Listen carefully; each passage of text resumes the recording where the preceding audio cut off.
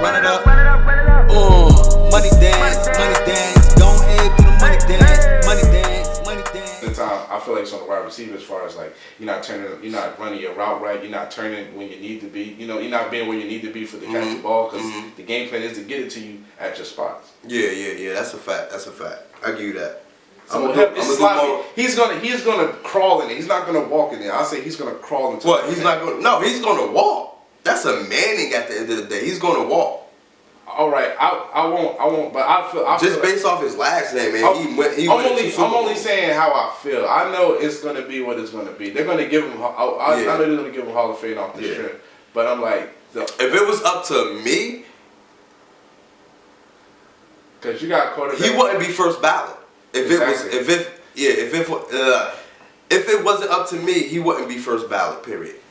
He'd have to try the second or third time to me, because like I said, he's an above average quarterback. It wasn't nothing spectacular about Eli Manning. Period. Yeah, he was clutch. He was just clutch. Yeah, that's exactly what it was. But he was just clutch. His game wasn't refined. It wasn't. Yeah, exactly. He was clutch towards the second half of every game throughout his 16 season career. That's about it. But fuck that nigga, Michael Vick. Michael Vick. I'm sorry, but I might not be living by the time you get in the Hall of Fame. I'm just kidding. Vic ain't getting in the Hall of Fame. Yeah, I'm done. Vic just got very good accolades, but he ain't going in the Hall of Fame though. And that's my guy. Now, Donovan McNabb, I don't want to keep talking about football, but Donovan McNabb, he should be in the Hall of Fame. Definitely. Hell yeah. And that's why he's arguing right now. He should be in the fucking Hall of Fame. Unfortunately, it's the teams that he did have, it's a lot of shoulda, woulda, coulda surrounded by, but they had y'all had some good teams. I think did y'all go like 4 straight NFC Championship games? We went to something like, I think 4 straight, and we went to. Y'all finally broke through and got there, but it just didn't work. Him and Terrell Owens kept clashing, fucking clashing. Terrell didn't do his thing that game. It just wasn't enough. Let's make it spicy, man. Let's make it motherfucking spicy real quick, man. All right. This is random. Holla at your boy. We're gonna talk about, you know, some personal things, like, you know, personal moments, like certain things that, you know, be embarrassing that you share between you and your partner or whatever. Cool. Have you or anybody you ever dealt with farted during sex, and what did you do? Or what did they do? Yeah, can't fuck it. You fart, keep farting. You know, I don't care about the smell. I feel like that should be everybody's answer. Yeah. I don't necessarily see why you shouldn't stop unless they shit right. But you know, some people they gonna be like, nah, nigga, I'm a Keef. I'm gonna stop fucking. Nah, nigga, fuck through that fart. Unless they like damn this shit on themselves. Ain't no reason to start. Listen, look, just get it. You know, knock that whip out and keep going. What's considered? You're like, alright, I'm just gonna shower. I ain't even doing this. I'm gonna keep until that smell go away. Once that smell go away, whole smell like sex. Yeah, coochie anyway. So. Yeah, fuck it, man. Listen, man, you gotta. I'm from your pussy, you fart. I'm stopping. Oh yeah, I might throw up on your coochie.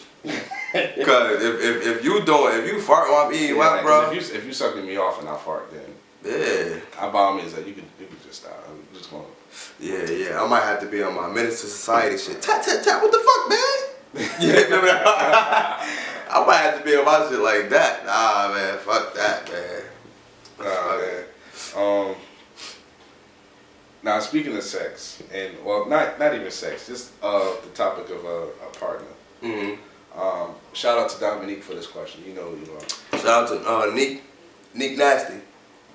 Interracial dating, but only because the reason that they feel as though they wanted to resort to interracial dating is because they may have been hurt. Mm-hmm. Like, she tired of getting hurt by Tyrone, so she about to go mess with Brian. So how do you feel about that? I think.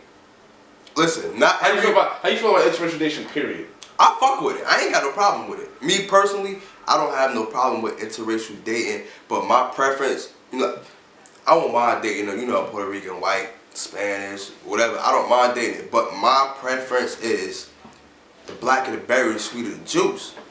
You know what I'm saying? I gotta keep it like that. But like I said, I wouldn't mind dating outside my race, but that's my preference. So I don't have no problem with it. I think. So how do you feel about that being the ones I was like, I'm tired of getting hurt by the rah-rahs and pookies and the man. Yeah, but the females gotta understand. I had to stick these names. Not everybody is little man.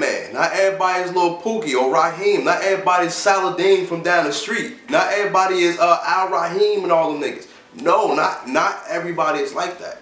So my thing is, you can't treat your new situation like how your old situation was. You can't let that affect you, because you'll come across a good man and you'll think he like the next guy, and that'll fuck you up.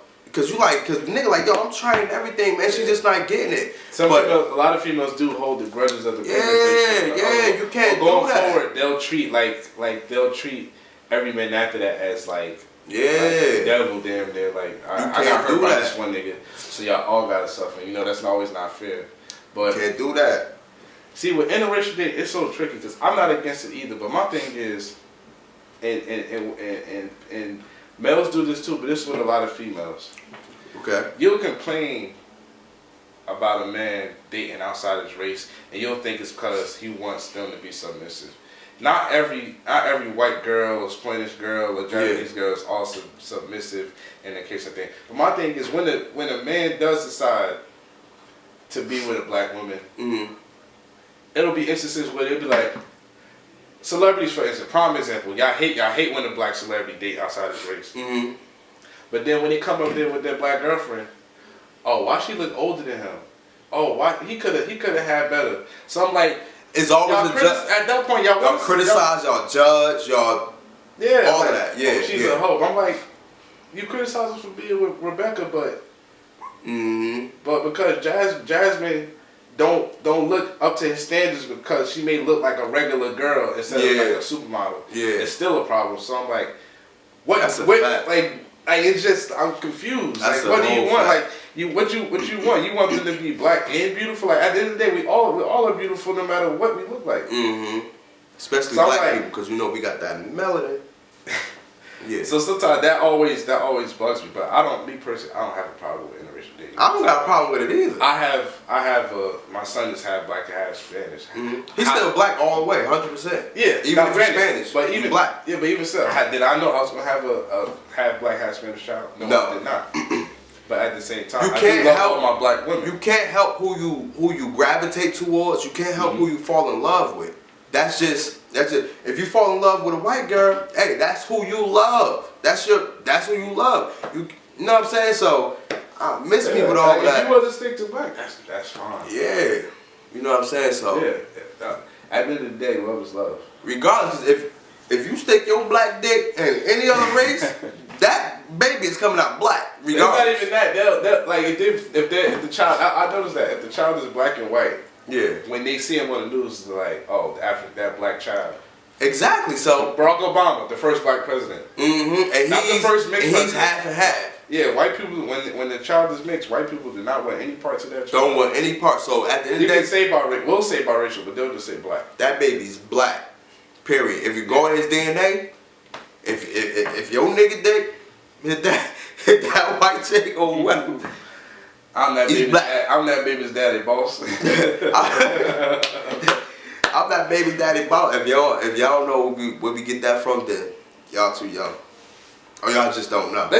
That's another thing we'll talk about. There's a generational change occurring right now. Is it a generational gap or a generational change? It's a change, which is creating a gap. Because I seen something the other day. I like the way you put that. I seen something the other day, and it really made me think about how old I am. Because this year I will be 30. Oh, that boy hitting dirty 30. It was people a little bit younger than me. I'm like, they didn't know who Nas was. They didn't know who Nas was. They didn't know who Britney Spears was. They didn't know the CD player was, something like that. You know what a VHS. A lot of people don't know who Eric Sermon is. And just like music. Oh yeah, Painted Fool. Oh my gosh. Or EPMD. A lot of people don't even know who. But that's way back. That's like a little bit. That's before us. We had to learn that from someone showing us. Yeah. So I'm like, and I thought about, you know, like the Tupacs, the Michael Jackson, Biggie. I'm like, these kids are growing up, and we're always talking about the music and everything, but that's how the music was for us growing up. Like, Tupac and it was frowned upon when we were growing up, and then now you're gonna have these kids. They're not even gonna know the impact that Michael Jackson had on the music. They're not gonna really know why he was the king of pop. They're only gonna know he's the king of pop because we said so. They're only gonna know Tupac and Biggie is the top 3 because we said so. But even then, kids' influence is. You ever go to kid 20 right now? Who's your favorite rapper? Who's one that had the most influence on you? They gonna say NBA Youngboy. Or NBA Youngboy. They'll say Lil Wayne. They'll say Drake. They'll say Future. They'll say Jeezy. They're not gonna know what Tupac and all the NWA, the doors they open for us. They're just gonna know about those. I don't know if they gonna say Jeezy and G-Unit. But Jeezy's a veteran to the night. We grew up listening to Jeezy. He's a veteran now because he's older. But they adapted to music when he was already an OG. He wasn't an OG when we was coming up listening to him. He was still coming to his own, like you know. So that's another thing I wanted to talk about. Yeah, that's a fact, y'all. Yo, make sure y'all do y'all homework with this music shit though, because a lot of y'all, man, I don't really like to be having debates with y'all as far as music because y'all knowledge on music is very limited. Like, if you want to talk on a larger scale, especially with R&B, a lot of y'all don't listen.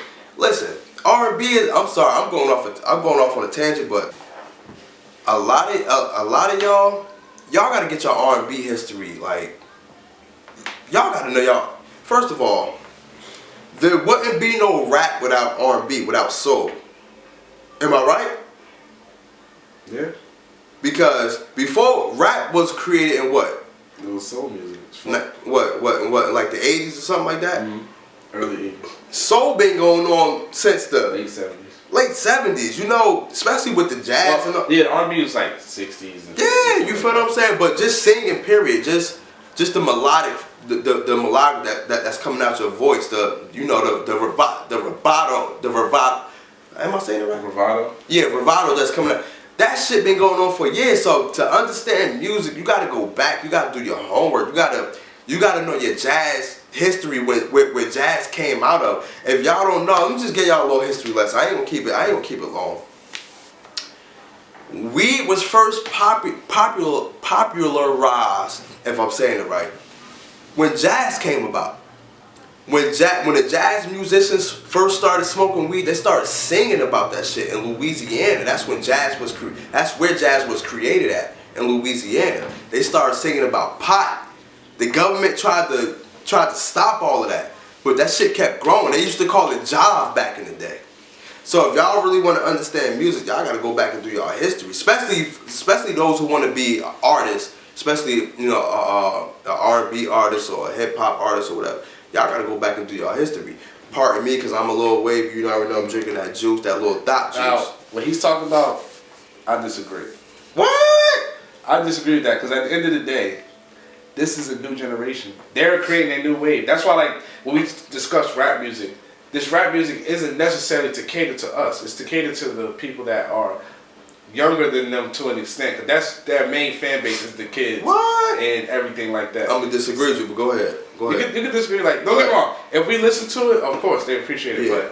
But at the same time, we're listening to NBA Youngboys. What 8, 7, 9 years younger than us? What could I really learn from his music? Nothing. Exactly. So it's like, I can listen to it because I want to listen to it, but at the same time, his music isn't going to be an influence on my life. His influence is going to be on the kids that feel like they went through the things he went through, or people that just want to live through his music. So it really doesn't matter if I understand, if I tell him, oh, yo, you gotta stand, understand what you're saying. But even then, what the thing is now is that a lot of the OGs won't help bridge the gap because they want the kids to get their knowledge up versus just helping to inform them necessarily versus just tell them, hey, you gotta know what we did to get you to this point versus just being that big brother to them and things of that nature. Yeah. So it ain't always about the young guys gotta go back and talk to the OGs. The OGs gotta come forward and want to help the newer artists coming up. Things like that. I'm not saying go back and talk to the OGs. I'm just saying know your history because I guarantee. Why do you have to? I guarantee everybody that's been in the game 10 years plus did their history. Look, the NBA young boys, the Lil Yachty's and all that, they're going to fade away after 10 years. The real ones, i.e. Kendrick Lamar. NBA young boy ain't gonna fade like Yachty did. I'm just saying. He has a bigger. I feel like his following. He's going to fade. His following has surpassed it. 10 years from now, he's going to fade. Kodak Black, 10 years from now, he's going to fade. That's a fact. Let me tell you. Well, Kodak Black can't even keep out of jail, so I disagree with the NBA young boy. I.e. Drake. If you listen to Drake, a lot of his samples, a lot of them, old school. I.e. Kendrick Lamar, i.e. J. Cole, i.e. Jay-Z. Why do you think Jay-Z is so relevant still right now? So what I'm saying is, you don't have to go back and talk to them. I'm just saying, but know your history, know your music, I gotta cut you know what content you want to put out. Because at the end of the day, people are going to gravitate towards real content, the real feeling of music. But I gotta cut you off. You just named everybody was 30 plus. You didn't name anybody younger than us that I'm talking about. But hold on. When did Kendrick Lamar get introduced to hip hop? Like to the actual game around 2011, 2012. But he's around our age though. No, but what I'm telling you is from 2012 all the way to now. What's that? 8 years? He's been in the game for a while. He's going to have a 10-year plus run. Since the time he came out, Kendrick Lamar is a staple in rap. But what I'm saying is, I'm talking about the new guys that weren't here before them. You got to remember. We talk about longevity. I know, but I'm saying, but that's the thing. That's what they're not going to have longevity. But that's the thing. We can't say that because they only been here 5-6 years so far. And that's it. No. Actually, I'm gonna probably say 3 or 4 years. They're still going. For the most part, the ones that I'm talking about are still going. The NBA young boys are still going. The Migos are still going. But you know, every 3 years, the rap game changes. The Ace Boogies with the hoodie, they're still here. But I'm saying they're still here. But the thing is, with A Boogie, what separate, and I like A Boogie. What separate A Boogie and let's just say Roddy Ricch. I feel like Roddy Ricch is going to be here with the album that he made. I feel like he's going to be here for a while. Yes, because of the content. Everything with A Boogie or Roddy Ricch ain't bang bang shoot 'em up or I'm a young nigga that's out. No, it's the content. But even then, Roddy Ricch's music isn't his content isn't what we heard 10 years ago. No, but the thing is though, him as a person, when you watch his interviews, it's nothing but real knowledge coming out of him. A lot of these young niggas, they don't have that shit. If you talk to a young lot. Just go on YouTube. It's compare a lot of the pain, the pain music because of like the drill music and stuff like that. That was coming out of Chicago, and the ones that come out like the Lil Zale Sambas and stuff like that, of the Cowboys, and then the Polo G's and stuff like that, or even the Rod. I'm not sure where Rod Wave is from. I think it was from. But you want to know why I say they ain't gonna last? Because let me just say this. If you look at Chief Keef, right?